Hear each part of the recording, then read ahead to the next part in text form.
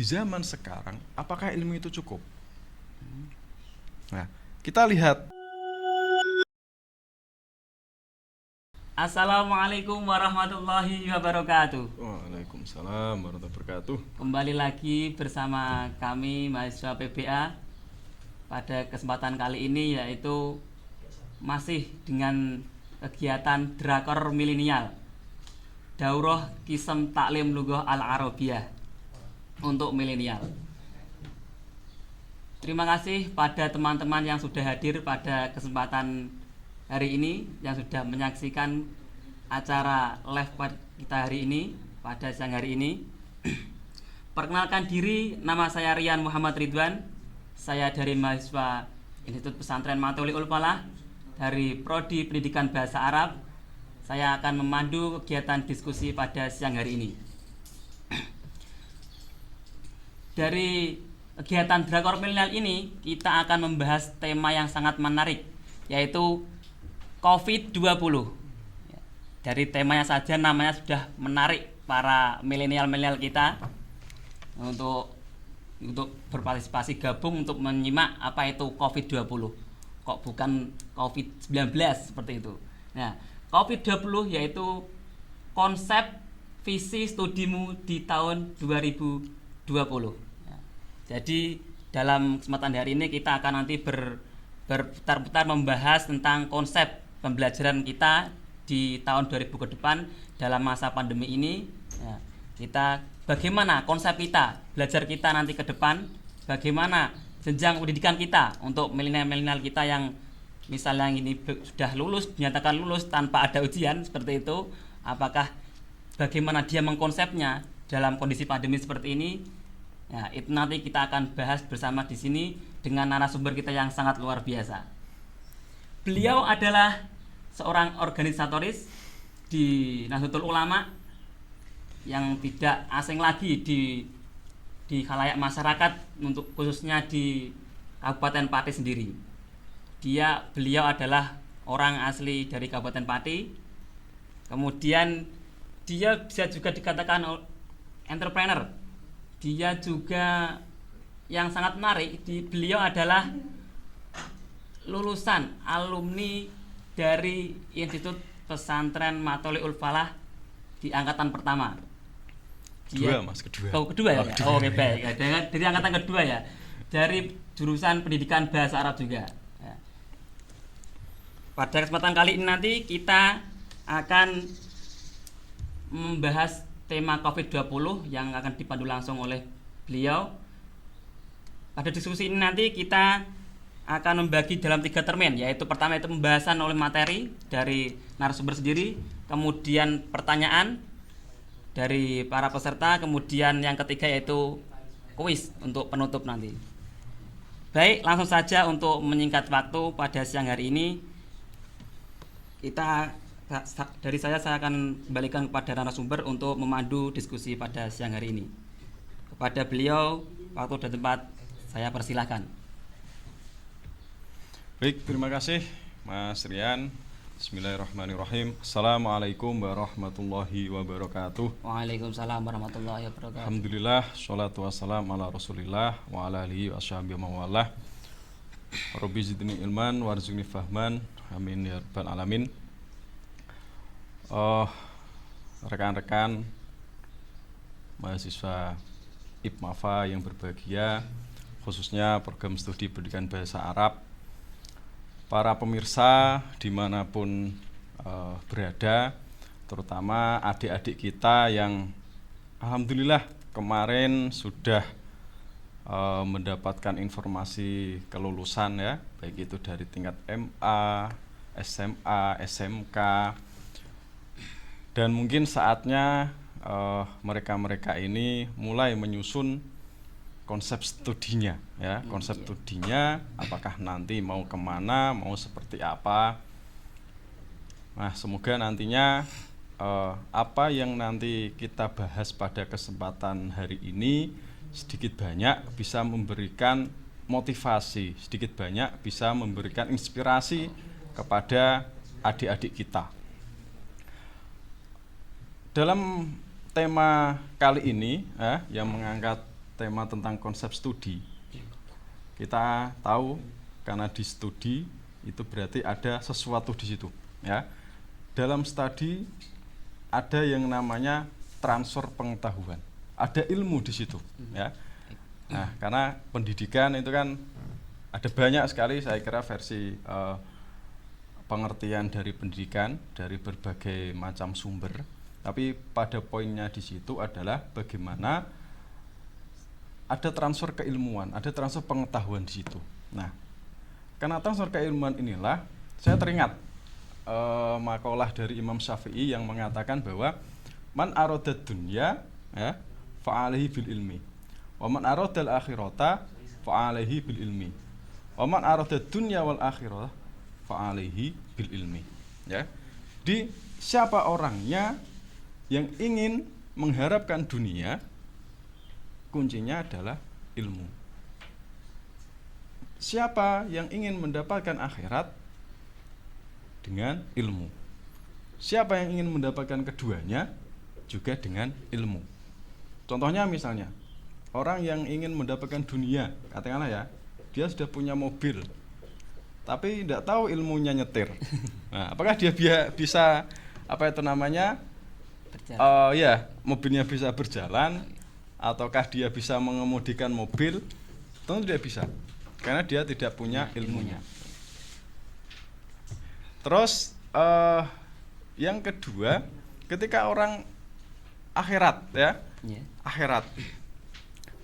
Ketika orang beribadah mau sholat, tapi nggak tahu ilmunya, apakah ibadahnya bisa sah? Nggak akan bisa. Hah? Nanti malah keliru-keliru nanti. Terus ketika orang mau mendapatkan keduanya, ingin mendapatkan dunia dan ingin mendapatkan akhirat, juga butuh ilmu. Ketika misalnya dia menjadi orang yang kaya, bagaimana bisa mentasarufkan uangnya? Nah, kalau dia tidak tahu ilmunya, ini juga nggak akan dapat. Nah, ini pentingnya ilmu di sini. Nah, mengapa pendidikan itu penting? Mengapa studi itu penting? Karena memang ada transfer keilmuannya di sini. Yang asalnya belum tahu menjadi tahu, yang asalnya belum bisa menjadi bisa. Ini yang saya kira menjadi titik penting kita. Karena siapapun dia, ketika dia sudah tidak mau mencari ilmu, maka dia akan benar-benar menjadi orang yang bodoh. Itu untuk memantik tema kita pada kesempatan kali ini.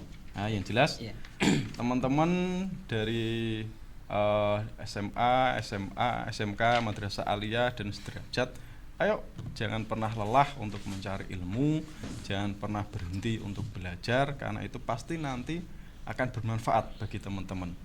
Bermanfaat di dunia, bermanfaat di akhirat, dan juga bermanfaat di kedua-duanya.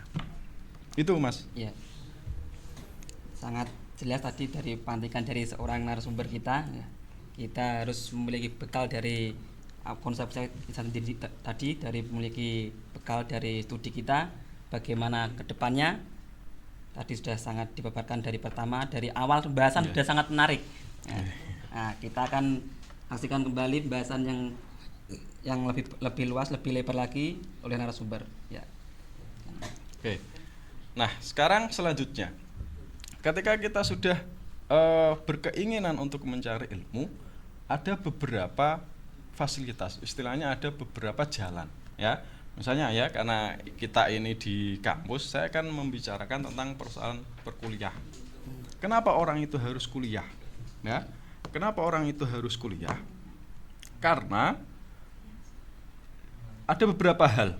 Yang pertama, kita ini masuk di zaman yang istilahnya butuh pengakuan di situ. Maksudnya pengakuan itu apa? Itu ada yang namanya hitam di atas putih, ya, ada pengakuan hitam di atas putih. Maksudnya apa? Ijazah. Ya, ada penghargaan di situ. Nah, kita bisa melihat misalnya ketika dulu mungkin zaman orang-orang tua kita, ya, ketika memiliki kemampuan, memiliki keilmuan, lalu beliau-beliau sudah bisa ngajar, beliau-beliau sudah bisa menjadi guru dan lain sebagainya. Itu dulu. Tapi sekarang zaman sudah berubah. Peraturan pemerintah ya mensyaratkan guru harus S1. Nah, rasa-rasa kita ini tuntutan. Iya. Nah, karena emang sekarang ini butuh pengakuan, butuh ada hitam di atas putih. Ya, jasa. Nah, makanya kenapa kita sekarang saat-saat ini sering mendengar, sering melihat orang-orang tua juga mulai banyak yang kuliah. Nah, terus apa itu namanya, kalau mau melamar pekerjaan atau mau nyalon misalnya nyalon anggota DPR katakanlah, itu juga syaratnya harus minimal S1. Nah, inilah beberapa satu hal yang menjadi kenapa kita penting untuk kuliah di era sekarang. Itu satu. Yang kedua, ini termasuk juga persoalan anggapan dari masyarakat. Ya, anggapan dari masyarakat kita itu yang memang masih prestis itu bagian dari hal yang perlu diperhitungkan. Misalnya begini, Mas Rian katakanlah naksir sama siapa ya. Nah, ketemu orang tuanya.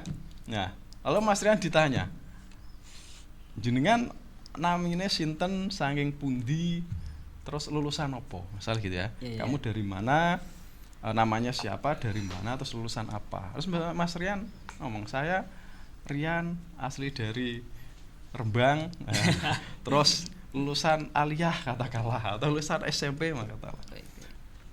Akan sangat berbeda ketika nanti Mas Rian datang ya menemui bapak dari mbaknya tadi yang ditaksir itu. Nah, saya Mas Rian dari Rembang, alumni S1 PBA IPMAF. Prosesnya akan berbeda ya. Penilaian orang tua terhadap sosok Mas Rian itu akan berbeda. Nah, ini sudah menjadi istilahnya ya, memang masyarakat kita seperti itu. Ya, prestis itu masih diperhitungkan. Ya, termasuk prestis dalam tingkatan pendidikan. Makanya tidak cukup kalau kita hanya berhenti di misalnya di jenjang aliyah ya, SMA, SMK. Terus yang ketiga lagi saya kira yang juga cukup diperhitungkan kenapa kita perlu kuliah adalah ibarat kita sekolah itu kita sudah sampai di, katakanlah kalau di IPMAFA ini kita sudah sampai di lantai 2 ya. Nah, di atas masih ada lantai, di atas masih ada banyak sekali pengetahuan, masih ada banyak lagi pengalaman-pengalaman, masih ada banyak lagi jaringan-jaringan yang nanti akan bisa kita dapatkan. Ketika teman-teman hanya mandek di itu saja, setelah aliyah di lantai 2 ini saja, teman-teman nggak akan bisa melihat apa yang ada di lantai 3. Berarti masih kurang. Nah, makanya ini sangat penting sekali untuk meningkatkan kembali pengalamannya, pengetahuannya. Bagaimana kalau misalnya di organisasi ya, kalau kita di Nahdlatul Ulama di aliyah kan ada IPENU, itu bagaimana ditingkatkan lagi ke organisasi-organisasi yang DEMA, eksekutif, mahasiswa, itu sangat penting sekali. Karena ini akan menjadi bekal kita ketika sudah membaur bersama dengan masyarakat. Saya kira 3 hal ini yang barangkali bisa diperhitungkan oleh rekan-rekan, bisa diperhitungkan oleh teman-teman pelajar ketika kenapa sih harus kuliah. Nah, itu saya kira Mas. Itu tadi pertanyaan awal untuk kita itu kenapa harus kuliah. Tadi sudah dijawab dengan jelas, ada 3 jawaban dari narasumber. Nah, di masa seperti ini kita istilahnya hitam di atas putih itu masih sangatlah penting di kehidupan seperti ini. Sangat penting memang di era yang sekarang. Kemudian yang kedua yaitu anggapan masyarakat, yaitu berarti tadi dari narasumber masih juga ketika memiliki jenjang lebih tinggi anggapan masyarakat akan lebih baik, seperti itu.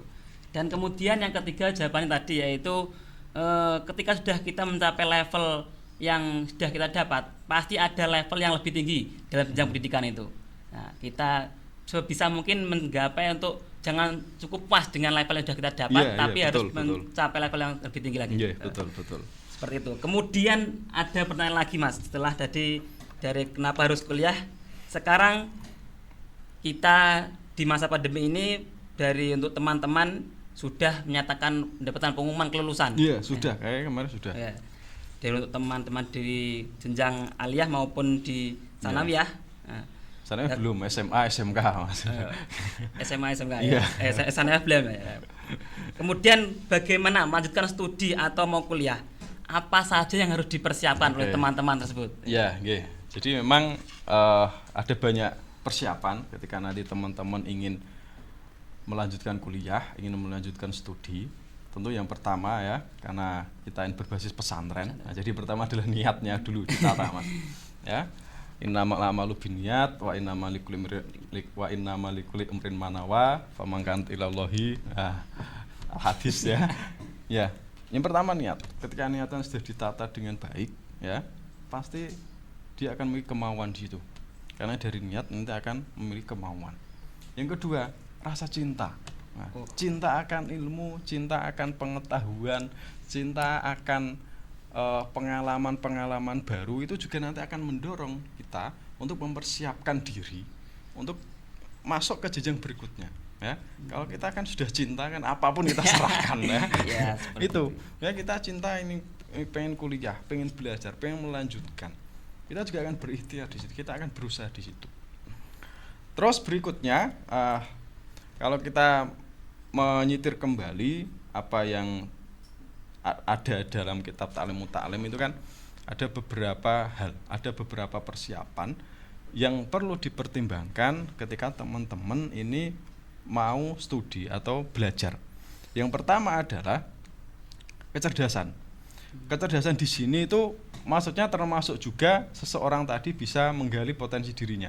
Misalnya ada orang yang hafalannya ternyata bagus ya, hafalannya bisa bagus, atau pemahaman ketika diterangkan guru itu dia bisa langsung paham. Itu kan berarti ada kecerdasan, ada dua. Yang pertama kecerdasan yang memang langsung dikasihkan oleh Gusti Allah, misalnya IQ-nya tinggi. Namun kecerdasan yang kedua adalah yang bisa diusahakan.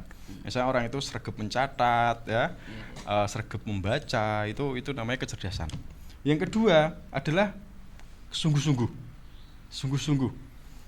Dia sangat sungguh-sungguh untuk belajar, dia sangat sungguh-sungguh untuk mencari pengetahuan, sungguh-sungguh mendapatkan keilmuan. Itu juga persiapan yang harus diperhitungkan. Yang ketiga, sabar. Nah, tentu ini karena mencari ilmu apalagi di usia-usia yang katakanlah lulus SMA ya, biasanya itu godaannya juga banyak. Godaannya banyak, terus mungkin sudah tidak seperti dulu kita kecil ya. Lingkungan dan lain sebagainya juga banyak, tapi itu tadi sabar. Kalau kita mau sabar, insya Allah nanti juga akan dapat hasilnya. Terus yang berikutnya adalah biaya. Nah ini penting, karena mungkin kadang orang sudah pesimis dulu, padahal enggak.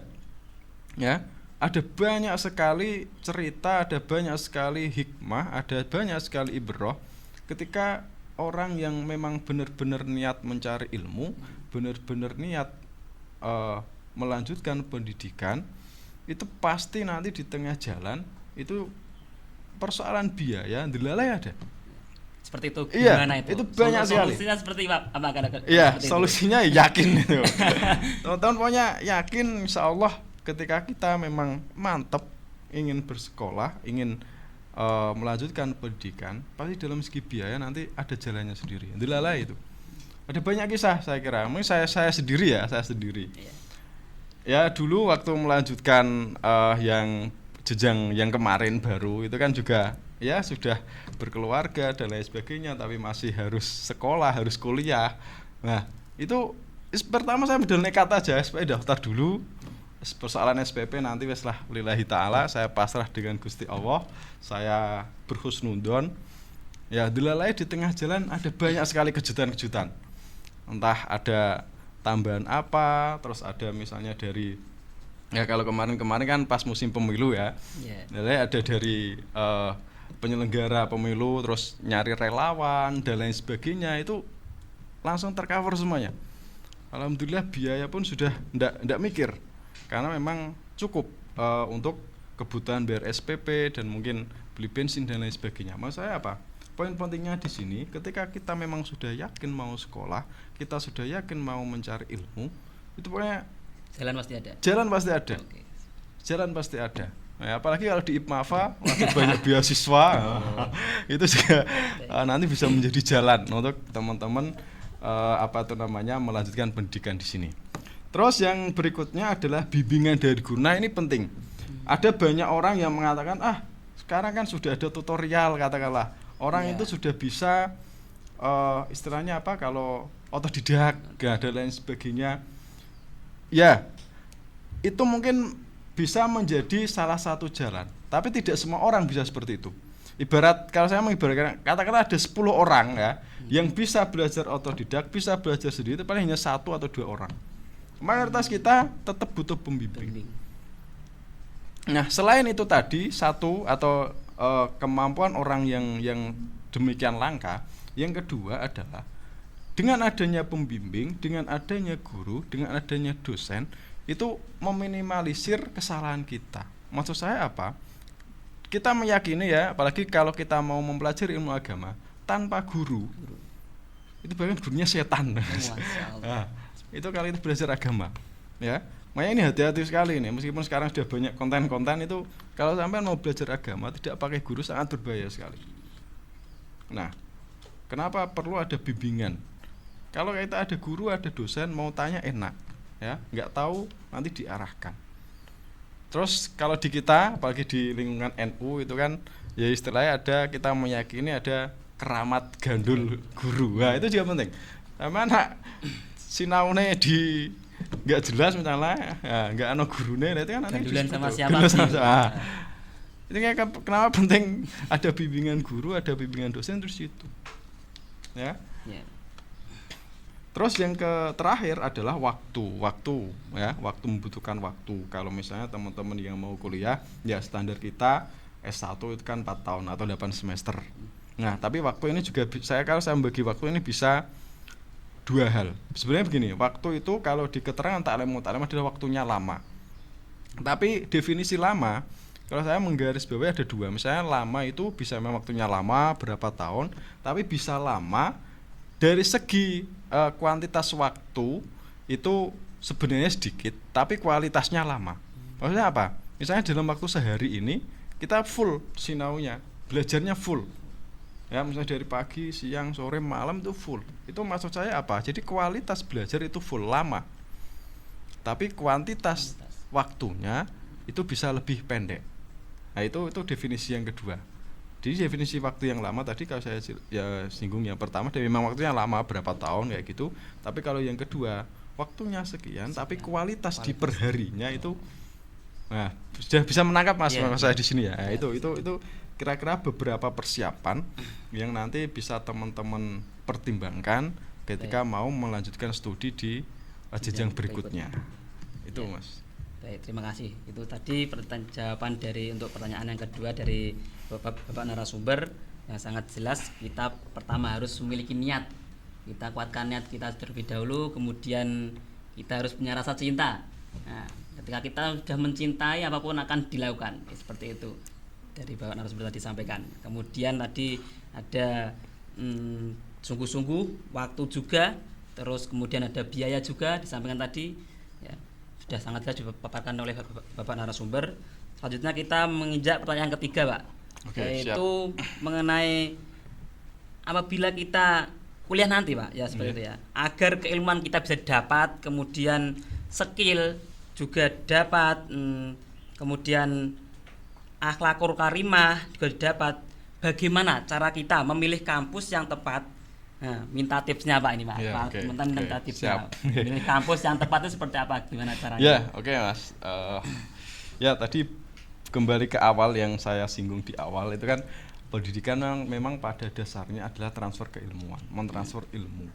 Yang asalnya belum tahu menjadi tahu, yang asalnya belum bisa menjadi bisa. Nah, sekarang pertanyaannya, di zaman sekarang apakah ilmu itu cukup? Nah, kita lihat orang-orang yang katakanlah pakai rompi-rompi orang itu di sana itu, mereka itu secara pendidikan juga sangat jenjangnya tinggi-tinggi. Ya, profesor, doktor juga ada. Ya, sarjana magister banyak. Tapi tiba-tiba kita lihat beliau-beliau di berita itu memakai rompi tahanan KPK misalnya. Itu maksudnya apa? Memang keilmuan yang beliau-beliau miliki tidak diimbangi dengan akhlak, tidak diimbangi dengan moralitas yang baik. Ini penting juga di zaman sekarang, ya. Kita tentu tidak ingin seperti itu. Makanya perlu adanya kesinambungan di sini, perlu adanya keserasian, keseiringan antara ilmu dan juga akhlak bisa berjalan bersama-sama. Nah, inilah di sini saya kira yang menjadi poin penting dari kampus berbasis pesantren seperti IPMAFA. Nah, karena selain IPMAFA ini mengajarkan bagaimana teori-teori pendidikan, atau kalau misalnya jurusan-jurusan di fakultas yang lain bagaimana teori keuangan, teori masyarakat ya. Kemudian disandingkan dengan beberapa pengetahuan keagamaan. Bagaimana kita di sini ada istilahnya diajari yang namanya nilai dasar soleh akrom ya. Ada sifat-sifat tawadhu, khiras, terus sabar, istiqomah dan lain-lain. Itu nanti bisa membentuk karakter di situ. Artinya apa? Ketika kita mau melanjutkan di suatu jenjang, kita mau melanjutkan pendidikan, jangan hanya dilihat dari satu sudut, misalnya di ilmunya saja, ya, akreditasinya misalnya katakanlah. Jangan hanya di situ, tapi dilihat juga bagaimana karakter di kampus tersebut, lingkungan di kampus tersebut. Nah, ini karena ini banyak. Beberapa teman mungkin karena tergiur katakanlah dengan beasiswa dan lain sebagainya, mereka rela ke sana ya katakanlah, rela ke sana, tapi ternyata di sana ya itu tadi mungkin yang memang yang di cover adalah biaya pendidikan, tapi belum nanti biaya hidupnya, lingkungannya, pergaulannya.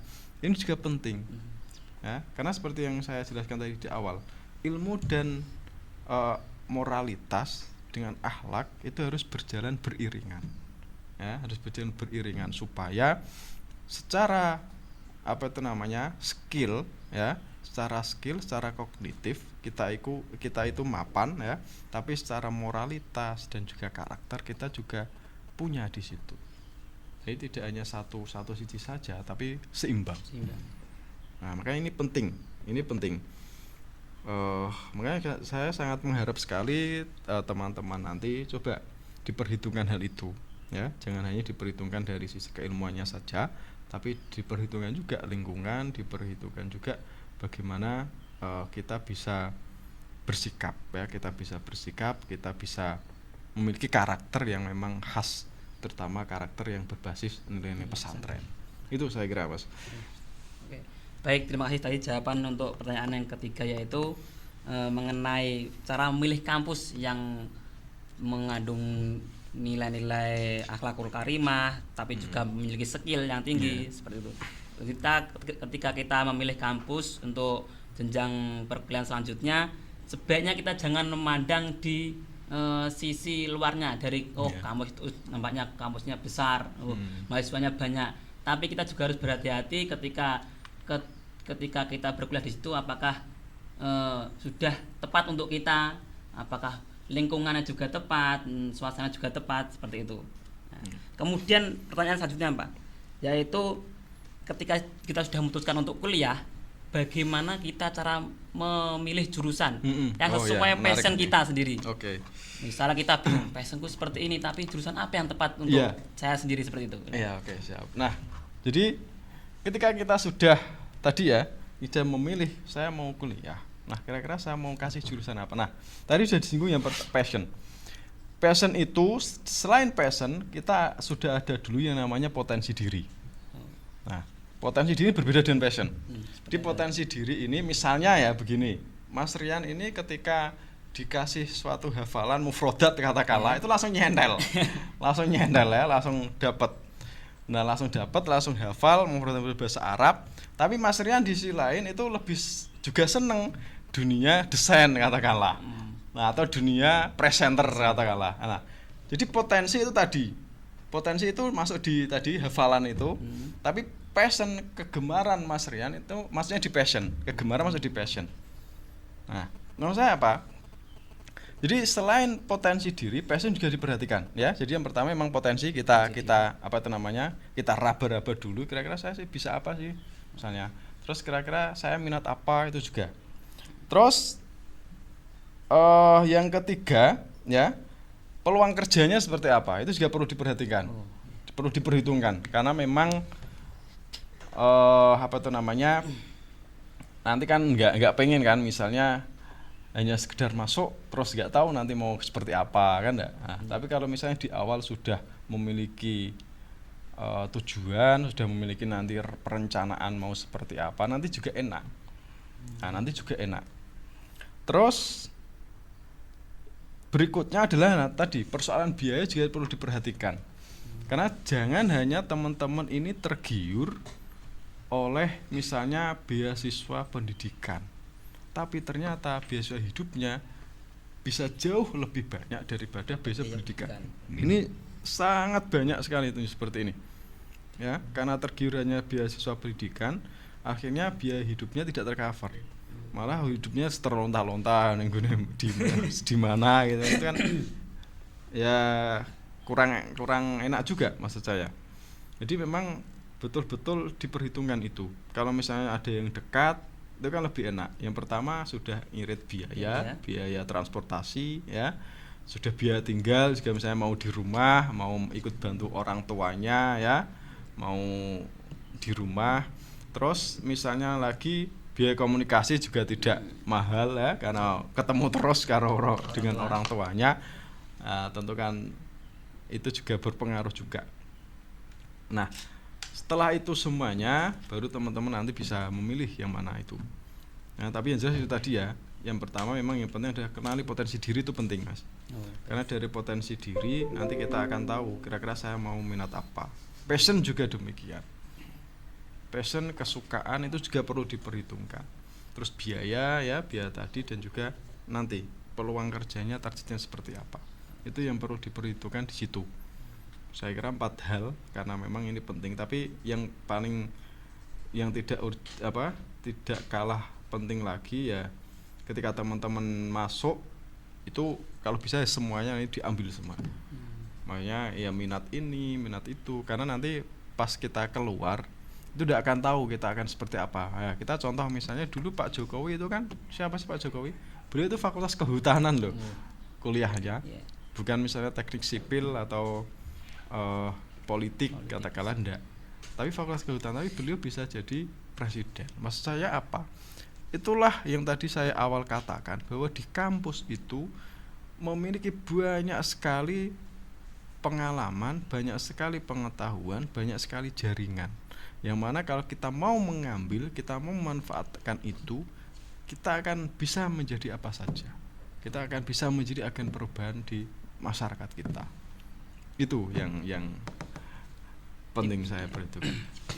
Terima kasih Pak ya untuk tips-tipsnya tadi untuk memilih jurusan yang tepat bagaimana, yaitu seperti yang telah disampaikan, kita kenali potensi diri kita sendiri, seperti apa potensi kita, kemudian passion kita seperti apa, kemudian yang ketiga itu peluang kerja ya. Kemudian juga ada biaya juga. Nah, sekiranya tidak terlalu mengeluarkan banyak biaya tapi bisa sangat berkualitas juga seperti itu Pak ya. Kemudian untuk pertanyaan yang kelima Pak, yaitu kalau misalnya saya menghendaki kuliah di Institut Pesantren Matul Ilmu Falah. Di Mafa? Ya. Bagaimana itu caranya Pak? Seperti iya. Ya, milenial misalnya menghendaki mau kuliah di IPMAFA itu bagaimana caranya Pak? Oke, siap ya. Saya bingung ya kalau di posisi. Baik, IPMAFA ya, Institut Pesantren Matul Ilmu Falah, memang termasuk salah satu institut pesantren yang ada di Indonesia. Bahkan IPMAFA ini satu-satunya institut pesantren yang ada di Jawa Tengah. Ya, karena institut pesantren itu hanya beberapa kalau nggak salah. Satu di kita, kalau lebihnya kelihatannya di Jawa Timur. Itu di Jawa Timur. Dan kita satu-satunya institut di Kabupaten Pati. Nah, ini juga perlu diperhitungkan juga ya. Kita di daerah kita kan yang menyandang predikat itu kan cuma kita saja. Iya. Cuma IPMAFA aja. Ya. Nah, jadi dari segi kemampuan, dari segi kualitas tentu berbeda dengan yang bukan institut ya. Dengan yang passing grade-nya itu mungkin masih di bawah institut, tentu berbeda. Apalagi kita mulai memiliki nilai plus pesantren. Nah, tadi seperti yang saya awal dikatakan, institut itu membangun secara keilmuan, pesantrennya membangun secara moralitasnya. Jadi di sini ada keseimbangan di situ. Jadi IPMAFA merupakan pilihan yang pas ya untuk teman-teman nanti misalnya mau kuliah dengan memperhatikan keilmuan dan juga memperhatikan moralitas, dengan memperhatikan tadi akhlak dan lain sebagainya. Nah, di IPMAFA saat ini memiliki 3 fakultas dan 7 program studi.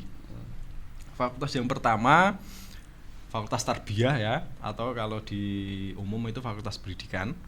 Fakultas Pendidikan memiliki 3 program studi, 3 jurusan. Kalau dulu ya pertama itu jurusan Pendidikan Bahasa Arab. Wah, ini Mas Rian yang termasuk ya, Pendidikan Bahasa Arab, yang mana memang di situ selain mahasiswa itu diajarkan bagaimana kaidah-kaidah ke bahasa Arab ya, nahwu, shoroh, balaghah, arad dan lain sebagainya, mantek.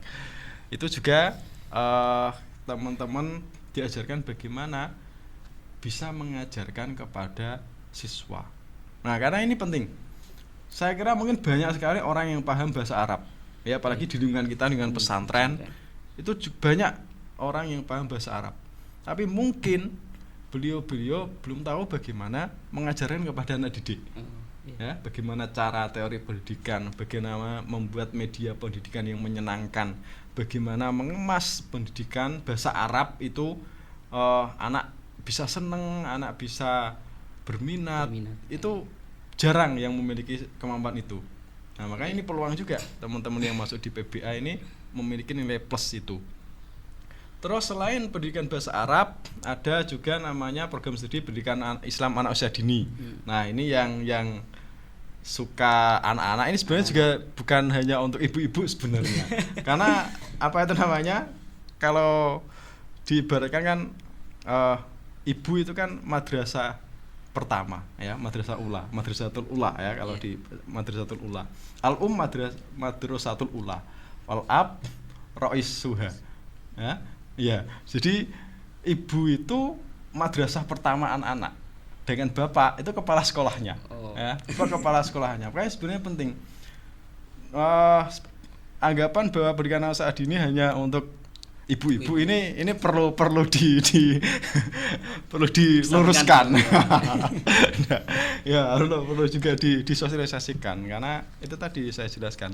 Ibu itu madrasah pertama anak-anak, bapak itu kepala sekolahnya. Kepala sekolahnya kan menentukan, oh, anak saya mau seperti ini, anak saya mau seperti ini. Itu di pendidikan Islam anak usia dini. Terus ada juga pendidikan guru madrasah ibtidaiyah, PGMI ya.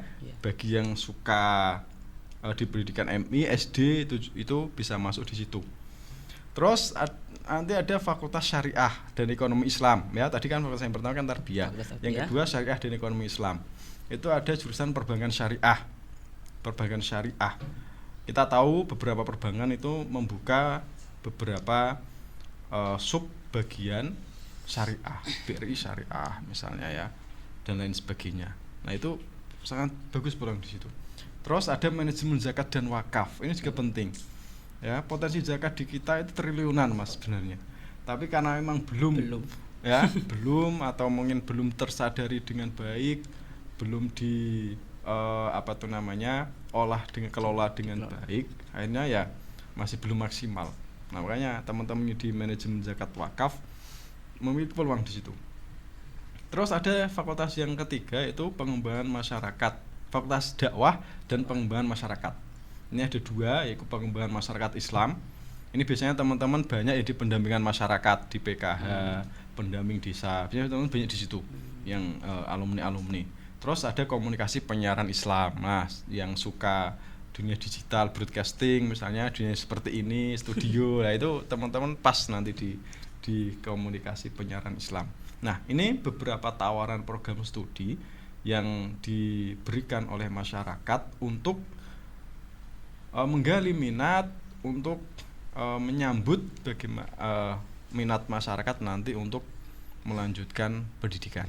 Nah, itu di IPMAFA. Nah, caranya sekarang bagaimana sih cara mendaftar di IPMAFA itu? Caranya sangat mudah sekali ya.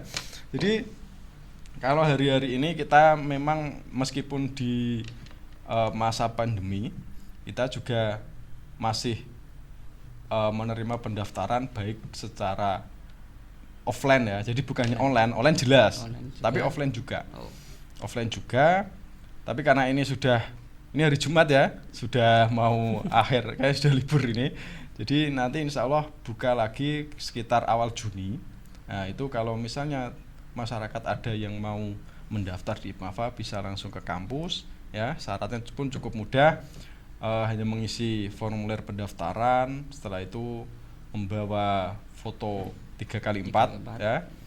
Terus kalau sudah ada ijazahnya bisa langsung legalisir ijazah, kalau memang belum minta surat aja, surat keterangan dari sekolah, dan setelah itu membayar biaya pendaftaran 300.000.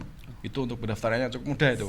Bisa offline langsung ke kampus, tetap dengan protokol ya COVID ya, protokol pandemi misalnya. Ya nanti diharapkan teman-teman pakai masker, terus di depan juga kita sediakan hand sanitizer, terus jarak antara satu dengan yang lain jangan berkerumun. Nah ini juga menjadi pertimbangan. Bisa juga kalau tadi offline, kita juga online. Itu nanti bisa dilihat di www.pmbipmafa.ac.id. Ini bisa lihat di situ, mulai dari teman-teman nanti di situ daftar akun ya, kemudian sudah divalidasi oleh petugas, kemudian upload nama, identitas, berkas, dan juga bisa transfer nanti biaya pendaftaran. Setelah teman-teman nanti sudah mendaftar, nanti akan mendapatkan kode untuk ujian masuk. Nah ini kita sudah masuk di gelombang 2, jadi nanti mungkin bulan Juli nanti ujiannya. Nah itu beberapa caranya ketika teman-teman nanti mau masuk di IPMAFA. Nah tadi dengan pilihan prodi, monggo lah kalau mau kalau mau di PBA juga silakan, kalau yang lainnya juga monggo, karena itu tadi yang penting potensinya coba digali, passionnya apa, terus hal terkait lainnya itu Mas. Oke. Ya sangat jelas ya tadi untuk caranya gimana kuliah di IPMAFA. Untuk teman-teman milenial yang sudah nyatakan lulus, apabila mendaki kuliah di IPMAFA seperti itu sangat mudah. Apabila takut dengan masih dalam kondisi pandemi, masih belum bisa keluar kemana-mana, ya bisa caranya lewat online bisa. Apabila yang rumahnya dekat bisa offline juga bisa, langsung datang ke kampus IPMAFA sendiri. Oke. Kemudian pertanyaan yang terakhir Pak, terus apabila saya kuliah di IPMAFA, apakah di IPMAFA juga ada beasiswa? Ini yang jadi pertanyaan banyak teman-teman milenial Pak. Iya. Terus apabila itu kan kuliah pesantren, apakah juga ada beasiswanya seperti itu loh? Pertanyaan sangat menarik. Memang menarik. Ini memang tadi saya di awal memang persoalan biaya itu termasuk bagian dari yang perlu dipertimbangkan dalam kita mencari ilmu ya. Karena memang syaratnya harus kayak gitu. Karena kalau misalnya biasanya begini, kalau orang itu cuma dicari gratisan ya, biasanya gak semangat. Alah rambayar ya kata seperti itu, alah gratis dan lain sebagainya, nggak semangat. Tapi ketika ada di situ bagaimana dia membayar, terus mengusahakan bagaimana dia bisa membayar, itu nanti dia dalam proses dia belajar dia akan semangat, ya akan semangat karena usahanya kelihatan, sangat berbeda sekali yang orang lain gratisan, pasti sangat berbeda. Ya, mental gratis sama mental pejuang itu beda.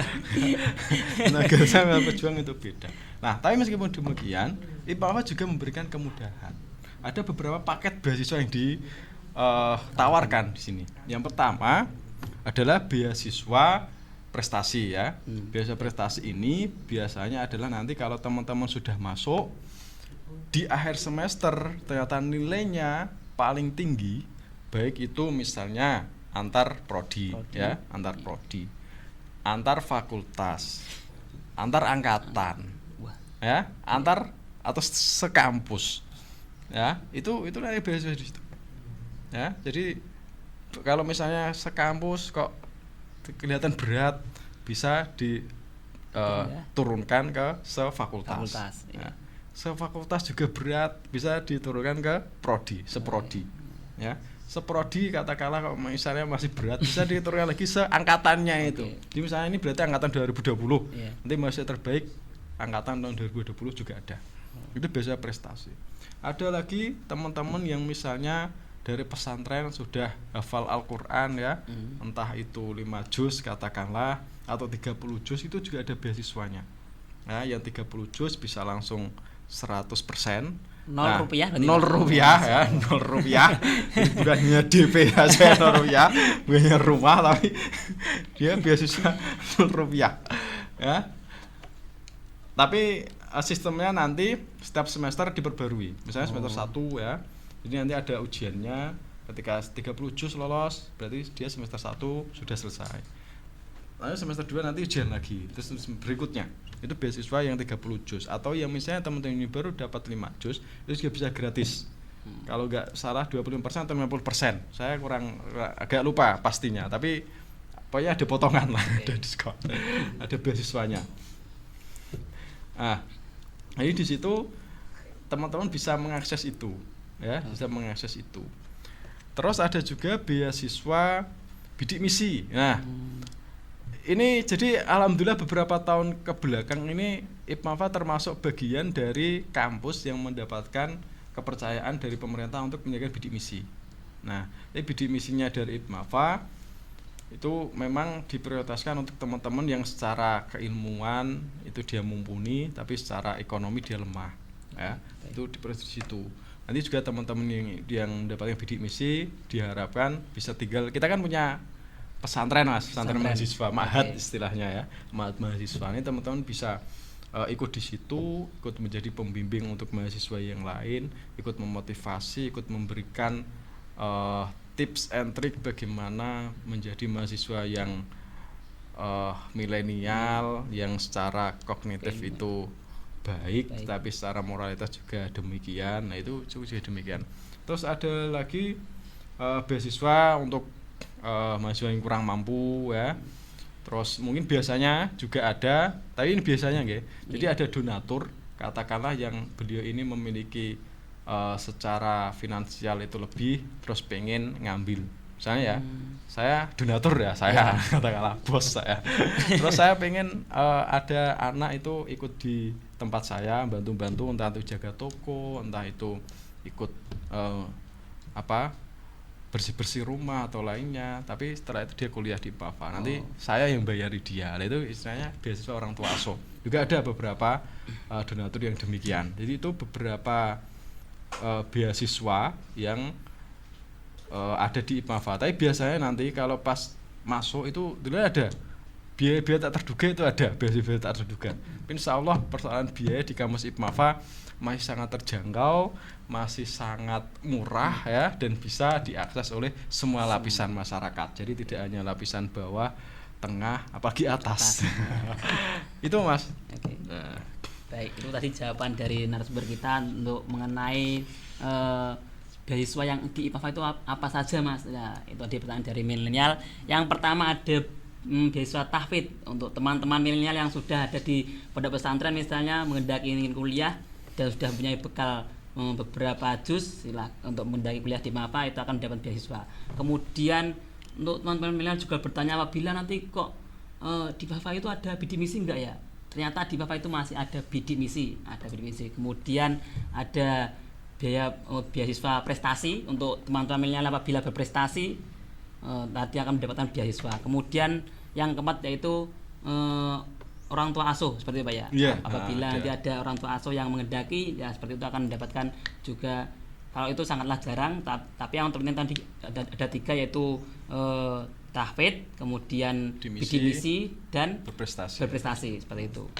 Kemudian ada pertanyaan terakhir Pak, masuk dari teman-teman milenial ini Pak. Oh iya. Untuk pertanyaan ini sangat menjurus pada jenengan langsung Pak ya. Oh gimana ini? Ya.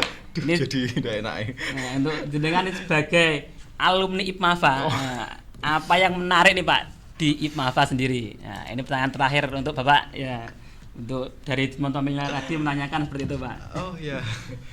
Dari IPMAFA yang menarik, sangat banyak sekali yang menarik di IPMAFA ini saya. Ya, saya itu kadang kalau mikir itu saya tidak akan bisa seperti ini kalau tanpa IPMAFA. Jadi saya selalu bilang ke teman-teman itu sudah jangan apa yang kalian IPMAFA berikan untuk kalian itu jangan, tapi apa yang sudah kalian berikan untuk IPMAFA. Itu yang paling penting di situ. Ya, di IPMAFA ini apapun semuanya ada Mas, jadi komplit. Mau segi keilmuannya, mau segi moralitasnya, apa tadi ya, karakter dan lain sebagainya, itu juga kita diajari di situ. Mas saya apa? Ini karena penting, karena untuk ketika kita masuk di kehidupan yang berikutnya, di fase kehidupan yang lanjut, itu kita sudah tidak tergagap-gagap. Itu yang penting di situ. Di apa yang didapatkan skill, kemampuan dan juga beberapa pengalaman jaringan yang ada di IPMAFA itu ibaratnya di situ kita membuka jalan di IPMAFA itu. Ketika kita sudah sampai itu nanti akan enak. Ya, akan enak, jalannya juga akan enak. Ya mungkin karena yang masih membuka jalan, masih butuh perjuangan, masih butuh beberapa usaha yang mungkin ekstra ya. Apalagi terkadang kan orang itu mengambil sebelah mata karena IPMAFA ini kan di desa katakanlah kan, jauh dari perkotaan, padahal enggak. Orang desa ya yang sudah terbiasa di desa ketika masuk di kota dia juga akan bisa lebih mudah. Beda kalau misalnya orang yang terbiasa di kota, barang dengah kepenak katakanlah dia masuk di desa, kaget dia pasti. Nah, ini perbedaannya di situ. Nah, makanya ini penting bagi hidup saya, memang IPMAFA itu sudah sangat luar biasa ya. Bahkan kalau misalnya kok tangan saya tergores itu mungkin yang keluar dari IPMAFA. Wah. Sangat luar biasa ya, Pak. Itu kesan saya terhadap IPMAFA. Ya, terima kasih. Ya, itu tadi pemaparan dari Bapak narasumber.